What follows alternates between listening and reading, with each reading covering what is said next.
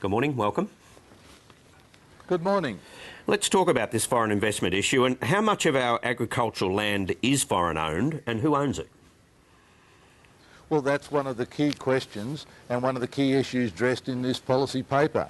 There is no accurate information available except in the state of Queensland where there is a foreign owned register.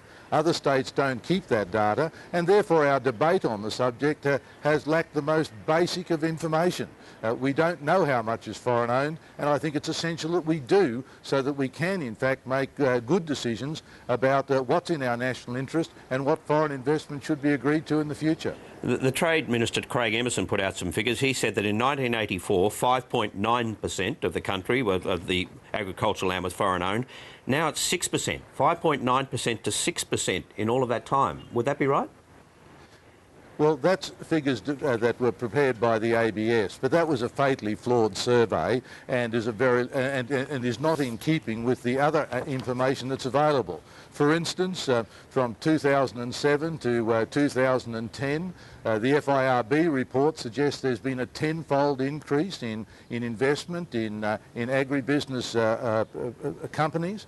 The Queensland Foreign Owned Register suggests that over the same period of time there's been a tripling of the area of land that has been owned by foreigners after a very long period when there had been little movement at all.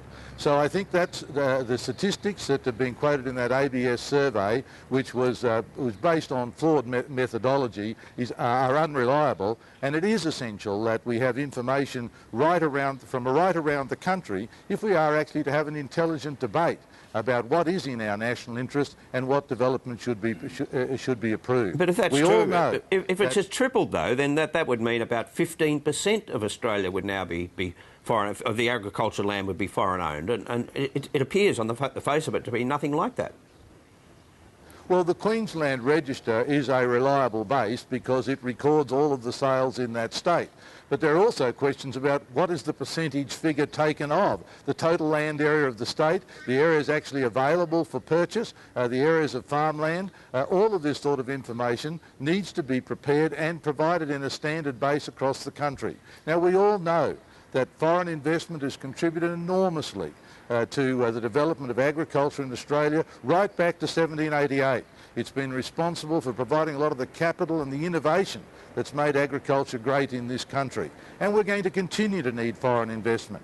But it is important that we have an informed debate on the level of that investment, what's appropriate for the national interest, so that we can guarantee that Australian agriculture will continue to grow and expand, be innovative, take on board the best ideas from around the world, and also ensure that Australia's food supplies are secure for the future. Sure, but if it's a good thing, if investment is a good thing, what's the problem?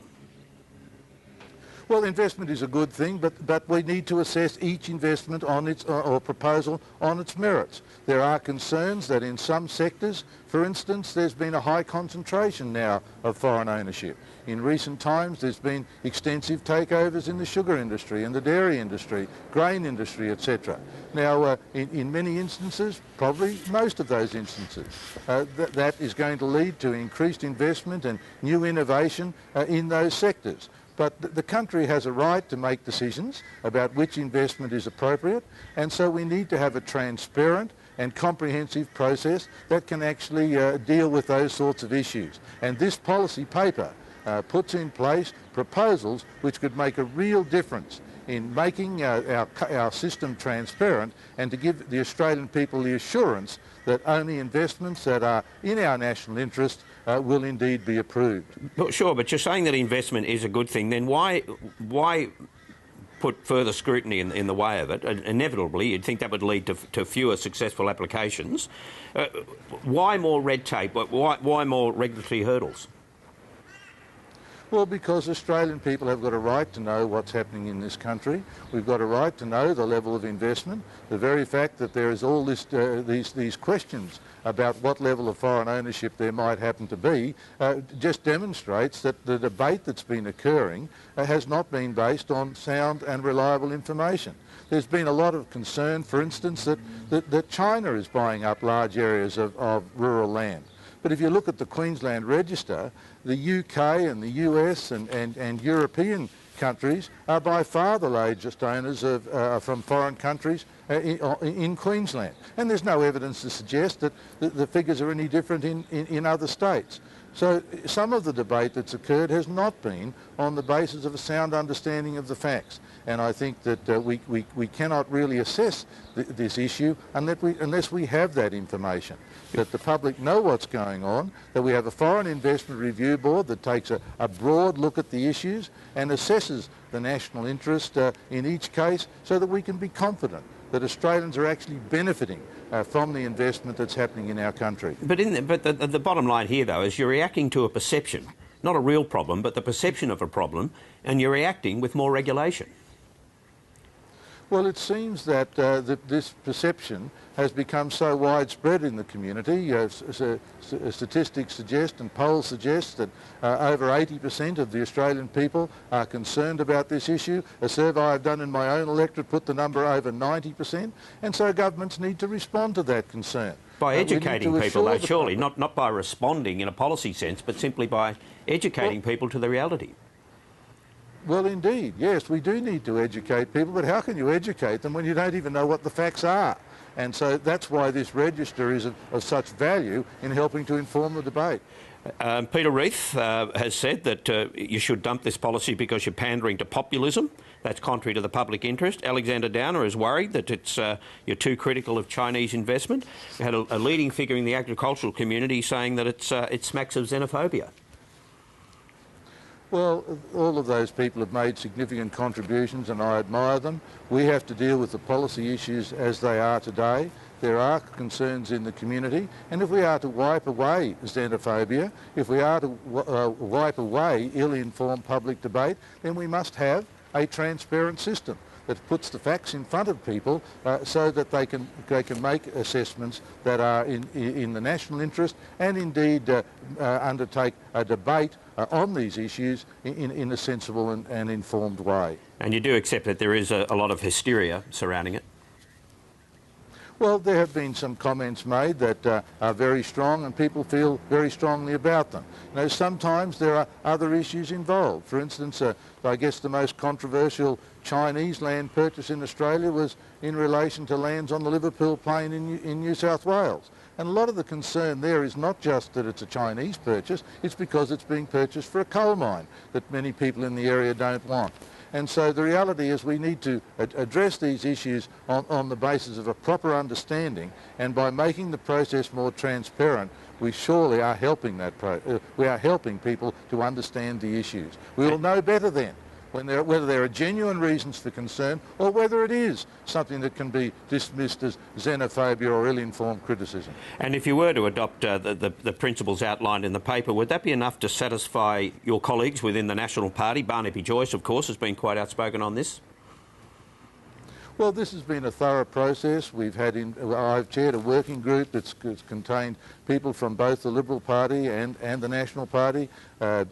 Barnaby Joyce was a part of that process. We've had a backbench reference group. We invited public submissions. So there's been a lot of input go into reaching these policy positions. Naturally, some people would prefer to do other things, but we believe that this policy paper does provide the ground rules to deliver a better future in relation to these matters. It'll certainly better inform the debate. It'll ensure that there's a broader assessment undertaken by the Foreign Investment Review Board. It will continue to encourage foreign investment because we know that that's important for our country, but it'll also help us to be assured that these investments are in the national interest. Just further on Barnaby Joyce too, what's the latest in terms of his efforts to secure a lower house seat at the next election? Well, he's indicated that he would like to enter the lower house. I think he could make an excellent contribution in the lower house, and he will obviously contest a seat of his choosing when the appropriate time comes. Do you know where that will be? That'll be a matter for Barnaby to make a decision about. We're only in the very early stages in Queensland at this stage of actually choosing candidates for the next federal election. There'll be more nominations called over the weeks and months ahead, and by the end of the year we should have a full field of candidates. Now, just on the Fair Work Act review, it's now in. Will the Coalition use that as a trigger to propose some reforms of your own? Well, the Fair Work Act review was a great disappointment. We want a fair workplace. We've indicated we won't be changing the Fair Work Act, but it is obvious to many people that the balance in the workplace seems to have shifted, and that the powerful unions and more militant sections seem to be dominating workplaces, strike levels growing, and that's not necessarily productive. We want a fair workplace. We want a balanced workplace where everyone can be certain that they get a fair go. But you do talk about the problems, productivity, militancy and the rest of it, but never solutions. When will we hear the solutions?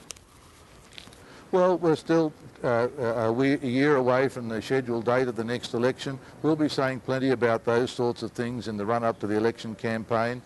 We have already made broad policy announcements in relation to a whole field of areas. We've been positive with a clear policy agenda moving forwards, but the details of those policies are never released by political parties until the weeks and months leading up to the federal election. We're ready to go whenever the Prime Minister calls an election. We would like that election sooner rather than later, and when it happens, there'll be a full suite of coalition policies available for public scrutiny. Warren Truss, thanks for your time this morning. Appreciate it. You're very welcome.